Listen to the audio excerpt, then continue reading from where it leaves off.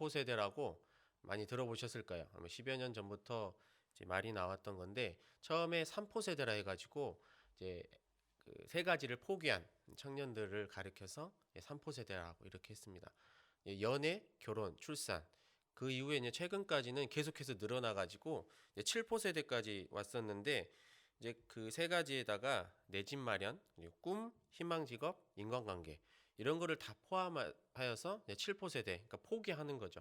결혼도 포기하고 집 갖는 것도 포기하고 직업 갖는 것도 포기하고 아무것도 하지 않고 그저 자기가 할 수 있는 한 몸만 그냥 유지하면서 하고 싶은 거 하는 그런 사람들을 이제 M4 세대라고 이렇게 얘기를 했습니다. 물론 제 부모님들 세대가 보시면은 되게 답답하실 거예요. 예. 젊은 놈들이 뭐 할 것 없어가지고 뭐 포기를 하고 열심히 끝까지 노력을 해야지. 그런데 젊은 사람들의 이야기를 들어보면 또 그럴 만한 입장이기도 하기도 합니다. 저야 뭐 포기한 것 없이 하나님께 기도함으로 나와왔지만 제 주변에서도 참 희망 없이 살아가는 제 또래 사람들도 굉장히 많거든요. 그런데 그 중에서도 가장 국가적으로 영향을 끼치는 게 뭐냐면 이제 결혼과 출산입니다.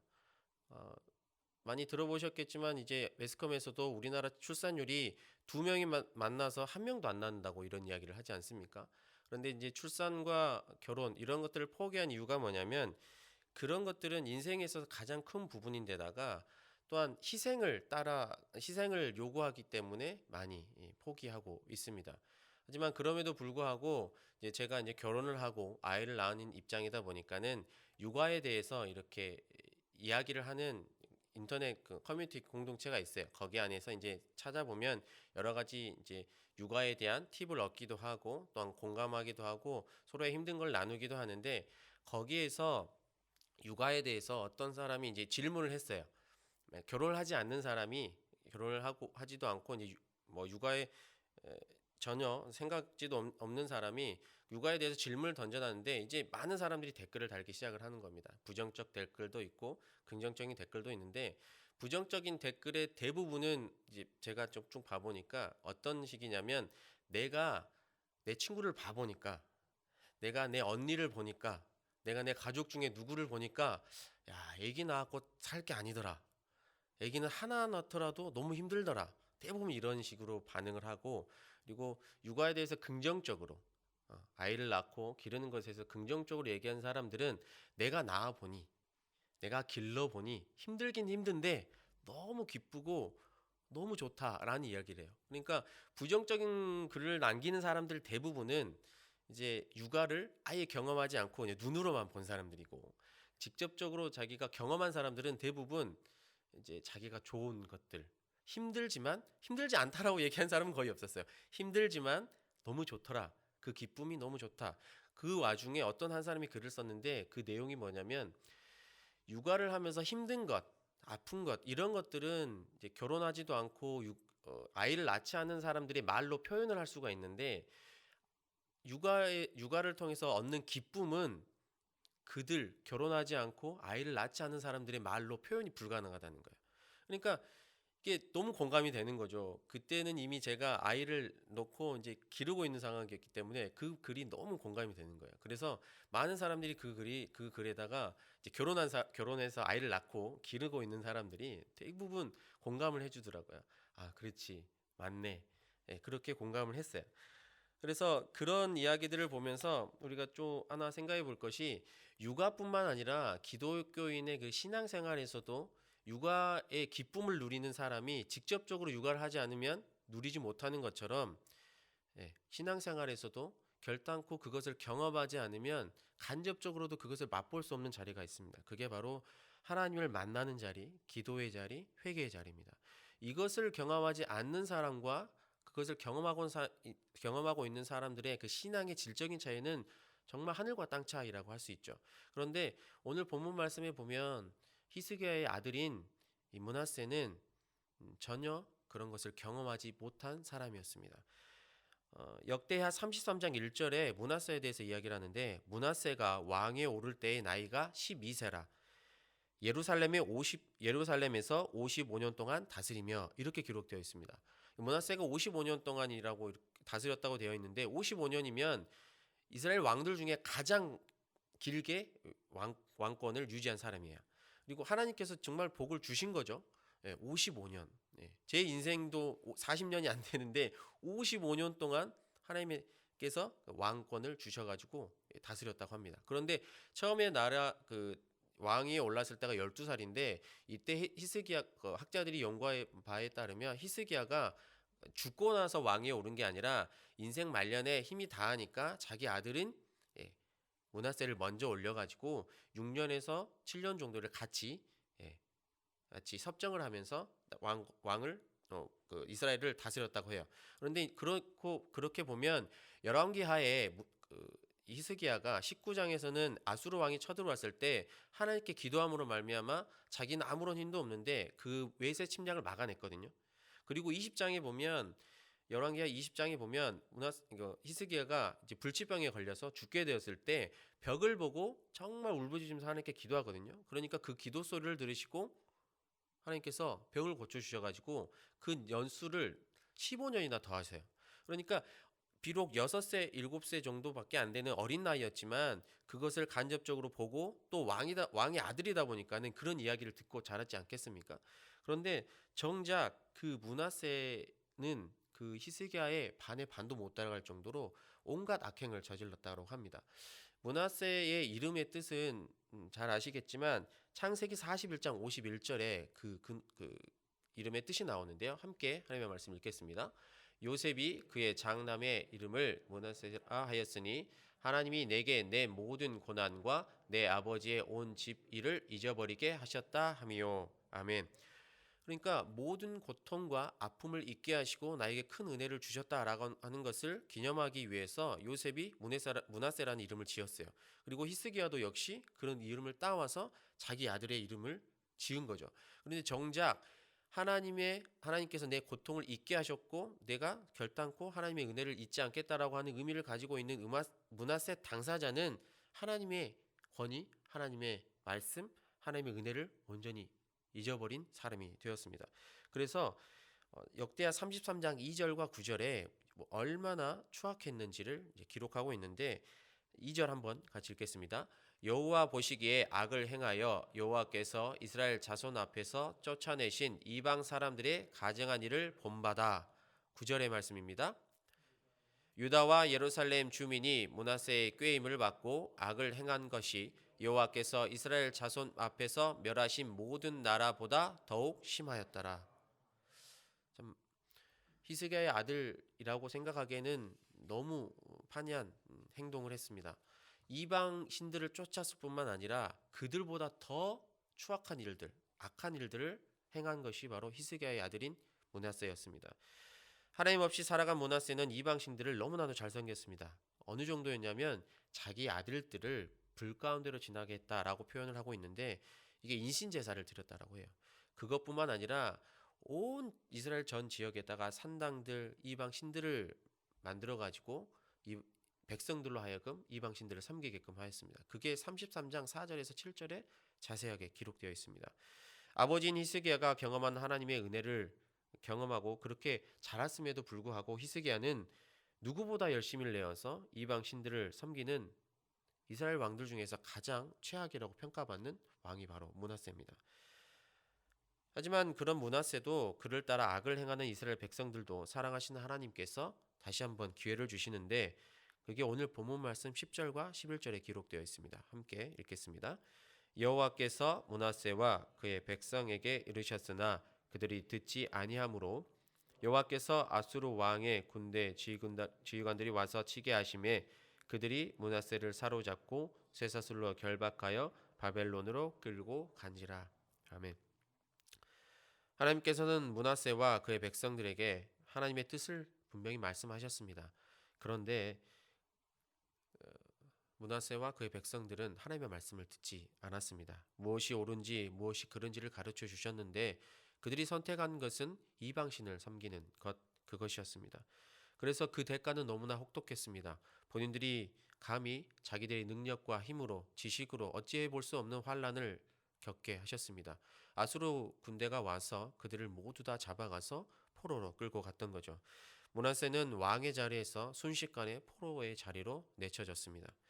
자신의 지위와 명예, 권력, 부 이런 모든 것을 잃게 되자 얼마나 자신이 어리석었는지를 깨닫게 되었습니다. 자신이 아무것도 아님을 철저하게 느끼는 자리에 있게 되자 므낫세는 그제서야 자기 아버지인 히스기야가 만난 여호와 하나님을 기억하게 됩니다. 그리고 나서 이제 기도를 하게 되는데 12절의 말씀입니다. 그가 환난을 당하여 그의 하나님 여호와께 간구하고 그의 조상들의 하나님 앞에 크게 겸손하여. 아멘. 비록 환난을 당한 직후에 이런 기도를 드리긴 했지만 죄인인 인간에게 이 환난을 하나님께서 허락하신 환난 가운데 처한다라고 하는 것은 실은 하나님을 만날 수 있는 가장 최상의 시기이기도 합니다. 왜냐하면 자기가 보잘것없는 것을 보게 되고 자기가 매달릴 만한 분은 여호와 하나님밖에 없다는 것을 알 수 있는 자리가 바로 하나님께서 허락하신 그 환난의 시간이기 때문입니다. 그래서 므낫세는 하나님의 의도를 따라 하나님을 찾기 시작했고 하나님께 간구하고 하나님 앞에 나와서 겸손의 모양으로 하나님 앞에 엎드려졌습니다. 하나님 없이는 아무것도 아니라는 것을 깨달은 므낫세는 하나님께 간구합니다. 하나님의 은혜를 간절히 바랍니다. 진정한 회개의 자리에 나아갑니다. 그리고 하나님 앞에 크게 겸손하였다라고 마지막에 써져 있는데 개역 성경에서는 뭐라고 번역이 되었냐면 겸비하여라고 하는 언어로 이제 말로 표현이 되었습니다. 원어를 살펴보니까 겸손하다, 겸비하다라고 이렇게 번역되어 있는 성경 원어에서는 그 뜻이 무릎을 굽히다, 낮추다, 복종하다, 엎드러지다, 항복하다 이런 의미를 담고 있는 거예요. 그러니까 지금 므낫세가 하나님 앞에 겸손하였다라고 하는 것은 자기의 모든 자존심과 모든 마음과 모든 육체, 마음가짐 어떤 것이라도 높이 세운 바 없이 완전히 꿇어 엎드려서 하나님 앞에 머리를 조아리는 상태인 거예요.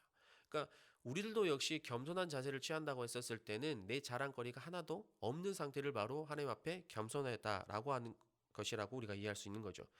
결국 하나님 앞에 자신의 처지를 깨닫고 모든 것을 내려놓은 상태, 하나님 없이는 아무것도 알 수도 할 수도 없는 완전한 종의 모습으로 낮아지는 것이 바로 겸비하다, 겸손하다라고 하는 말의 의미입니다. 비록 환난 가운데 처할 수밖에 없고 모든 것을 잃어버린 바 되었지만 므낫세는 자신의 모든 것 되신 하나님을 찾고 또 찾았습니다. 그리고 자신이 그런 환난에 처할 수밖에 없었던 이유를 깨닫게 되었고 진정한 회개의 자리로 돌아갔습니다. 13절의 말씀인데요. 함께 읽겠습니다. 기도하였으므로 하나님이 그의 기도를 받으시며 그의 간구를 들으시사 그가 예루살렘에 돌아와서 다시 왕위에 앉게 하심에 므낫세가 그제서야 여호와께서 하나님이신 줄을 알았더라. 아멘. 하나님을 진정으로 찾는 기도, 자신의 죄악을 뉘우치는 참된 회개의 기도를 받으신 하나님께서는 이스라엘 역사상 가장 최악의 죄를 지은 므낫세의 기도를 그의 간구를 들으셨습니다. 그가 착한 일을 해서도 아니고 무언가 내가 드리겠습니다. 여기서 건져주시면 제가 무언가를 드릴게요라고 약속의 말을 해서도 하나님께서 그 기도를 들으신 게 아닙니다. 그저 하나님 앞에서 겸손한 자세로 복종하고 낮아져서 하나님의 은혜를 구하며 엎드려졌을 뿐입니다. 하나님을 진정으로 찾았을 뿐이죠. 여호와를 진정한 하나님으로 믿게 된 므낫세는 하나님께서 다시 기회를 주셨습니다. 하나님께서는 므낫세의 기도를 들으셨고 그의 왕위를 되찾아 주셨습니다. 그리고 므낫세는 그제서야 여호와 하나님께서 자기의 모든 것 되심을 깨닫게 되었습니다. 여호와 하나님은 자신의 삶을 인도하실 유일한 분이시며 살아계신 분임을 경험하자 그의 삶이 이전과는 완전히 달라졌습니다. 우리가 읽진 않았지만 13절 이후에 14절, 15절, 16절, 17절에가 그 므낫세가 어떻게 하나님을 믿고 나서 온전히 하나님을 만나고 나서 행했는지, 나라에 돌아가서 왕권이 복구되고 나서 어떤 일들을 행하는지를 자세히 기록되어 있습니다. 어떤 일들을 행했냐면 종교 개혁을 했고 그리고 군사를 증강시켰으며 그리고 왕궁을 다시금 세웠고 그리고 자기가 세웠던 모든 이방신들을 다 허물어뜨렸습니다. 그러니까 하나님 앞에 나와서 완전히 자기가 겸손하게 하나님이 원하신 바를 쫓아가고자 행했던 것이죠. 에스겔 18장 21절의 말씀인데요. 함께 하나님의 말씀을 읽겠습니다.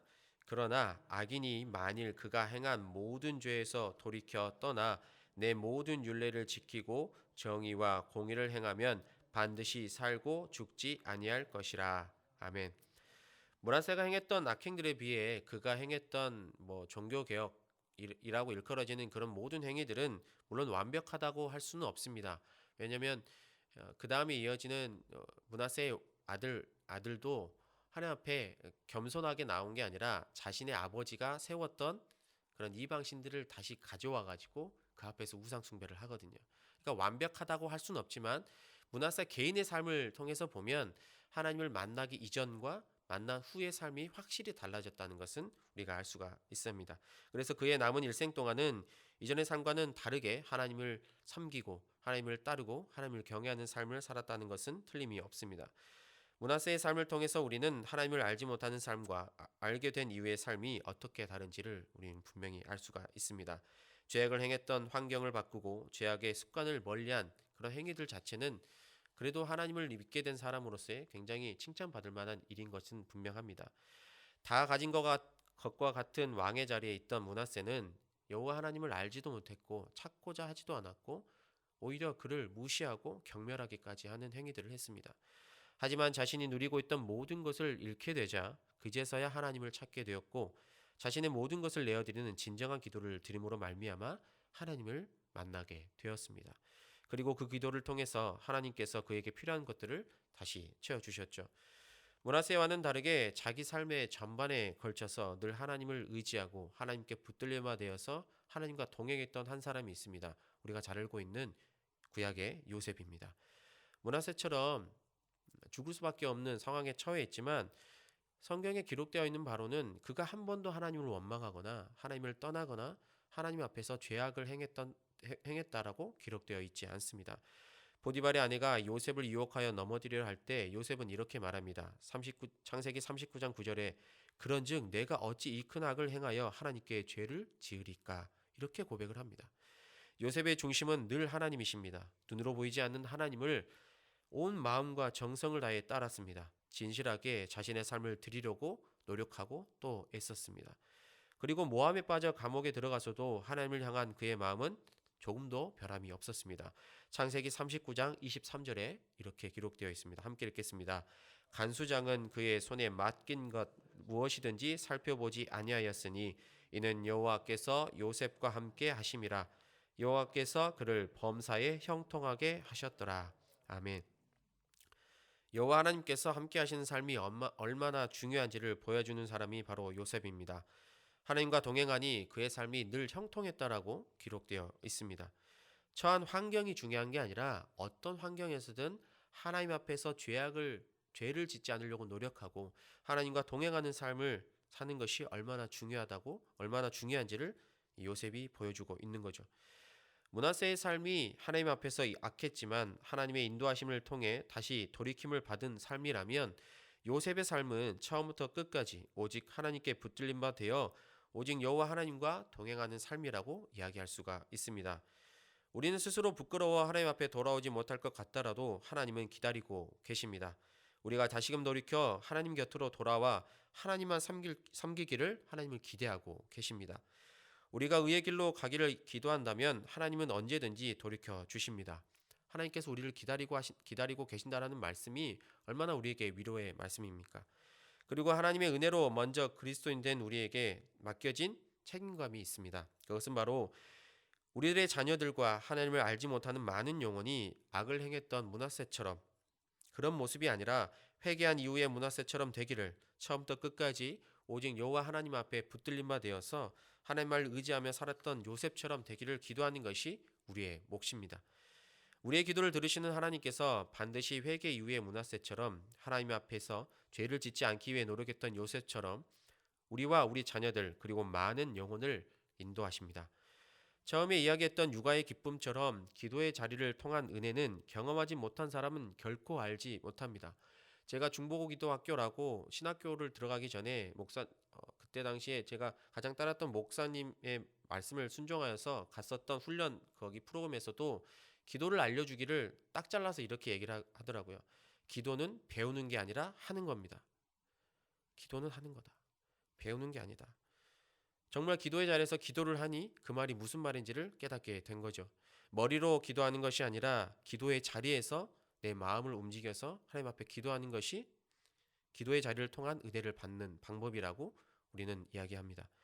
그래서 이 시대를 살아가는 우리가 어떻게 기도해야 되는지, 그리고 우리가 기도하는 것이 얼마나 중요한지를 우리는 깨달아야 합니다.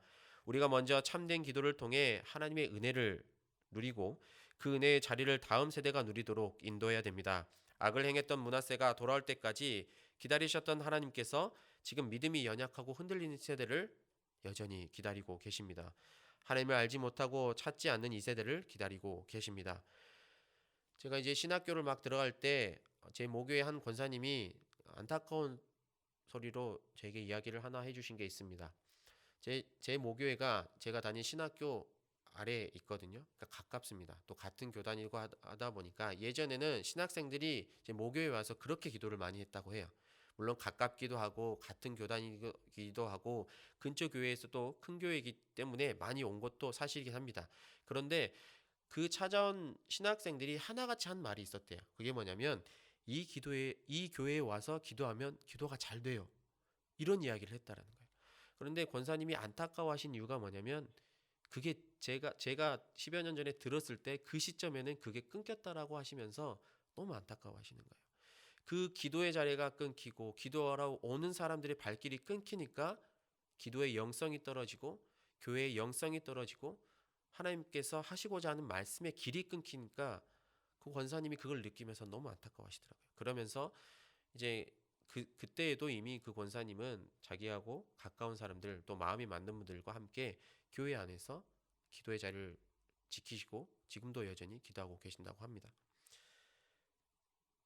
시대가 바뀌고 상황이 바뀐다고 할지라도 여전히 여호와는 하나님이십니다. 우리를 인도하실 분은 유일한 분이신 거죠. 비록 므낫세가 악을 행하고 물질의 눈이 가려워져서 하나님을 알지 못했기에 환난 가운데 처할 수밖에 없었지만 우리가 이해할 수 있는 것은 그것 역시 하나님께서 그들을 사랑하셨다라고 하는 것입니다. 우리가 환난에 처할 수 있습니다. 힘들 수 있습니다. 혹은 믿음의 제 동기들을 보면 안타까울 때가 많습니다. 힘들어합니다. 너무나도 힘들어합니다. 영적으로도 힘들어하고 재정이 없어서 힘들어하고 건강 때문에 힘들어하고 여러 가지 환경 때문에 힘들어하는데 정작 기도하지 않습니다. 정작 기도하지 않아요. 제가 알고 있는 친구들도 온갖 노력들을 합니다. 세상에 나아가서 자기가 할 수 있는 모든 노력을 하는데 정작 그 친구들의 부모님이 기도했던 것처럼 기도의 자리에 나아가지 않아요. 저도 역시 목사가 되지 않았다면 그들과 같았을 거라는 생각이 듭니다. 하나님께서 저를 살리시고 또 이 세대를 살리시기 위해서 기도의 자리에 저와 여러분들을 부르셨습니다. 지금 10월 한 달 동안에 하나님의 말씀을 따라서 우리가 기도를 하고 있는데 이 기도의 자리가 얼마나 중요한지 우리가 함께 누리고 또한 느꼈으면 좋겠습니다. 하나님께서는 우리가 기도하기를 원하십니다. 회개의 자리로 오기를 원하십니다. 우리에게 분명하게 선택할 수 있는 정해져 있는 길은 딱 한 가지밖에 없습니다. 하나님을 찾는 자리, 그 자리에 우리는 나와야 합니다. 하나님의 은혜를 간구하는 우리가 되어야 합니다. 여전히 우리를 기다리시는 하나님께 나와야 됩니다. 시편 9편 10절의 말씀인데 함께 읽겠습니다. 여호와여 주의 이름을 아는 자는 주를 의지하오리니 이는 주를 찾는 자를 버리지 아니하심이니이다. 아멘. 주를 찾는 자를 하나님께서 버리시지 않는다라고 하십니다. 우리가 먼저 찾아야 우리 다음 세대가 하나님을 찾는 길로 나올 겁니다. 우리가 먼저 기도해야 하나님께 나오는 그들이 다시금 생기고 또 한 명 한 명 늘어나면서 다음 세대가 기도의 자리에 나오기를 소망하는 우리 모두가 되기를 바랍니다. 상황이 어렵다고 우리는 낭망할 필요도 없습니다. 환경이 바뀌지 않는다고 불평할 필요는 더더욱 없습니다.